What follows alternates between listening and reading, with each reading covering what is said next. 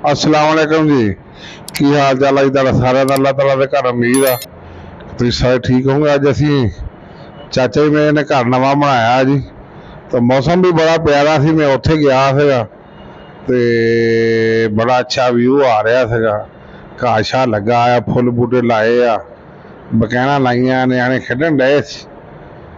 ते मैं कहा चलो तुहानूं दिखाउने आ थोड़ा जा। ते देखो माशाल्लाह घाह बहुत प्यारा घाह लगा आ जी। ते मौसम भी बड़ा प्यारा होया आ ते हवा चलन डई सी। अल्लाह ताला ने गर्मियों में बड़ा प्यारा मौसम करता, बच्चे खेडन डए आ, तो बड़ा इंजॉय किया बच्चों के नाल। बहुत प्यारी लोकेशन है जी, बहुत अच्छी सोसाइटी है, बड़ा मज़ा आया, बहुत प्यारा मौसम सी। ते आ देखो आ फुल बूटे लाए हुए आ ते आ छोटे छोटे बूटे आ क्यारियां दे विच, ये खूबसूरती वास्ते लगा दिते है जी। माशाल्लाह बहुत प्यारे लगते हैं, एन हरे भरे, हरे हरे, बहुत मज़ा आया, तबीयत खुश हो गई। आ देखो बिच फुल भी है, मौसमी फुल जिहड़े हुंदे आम, ते ये लगे हुए आ।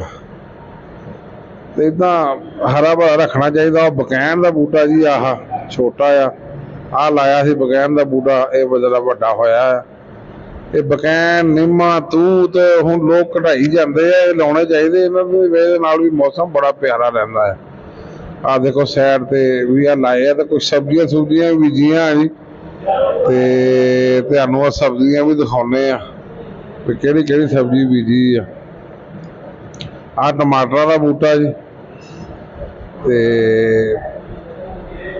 ये टमाटर लाए आ, कद्दूआं दीयां वेलां आ, ते आ कद्दूआं दीयां वेलां जी, घर दी नाल ताज़ा सब्जी हो गई।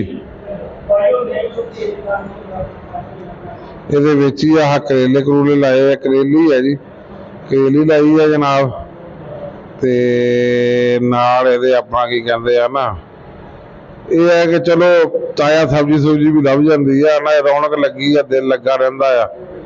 ते आ कुछ भिंडी के बूटे भी हैगे आ।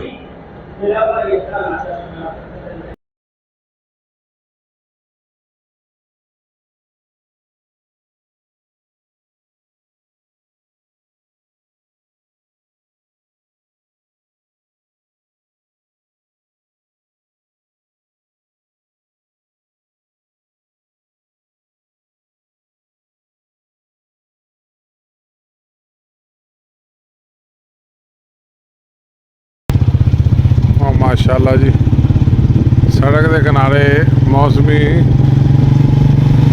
फुल लगे हुए हैं, बहुत खूबसूरत मंजर है माशाल्लाह।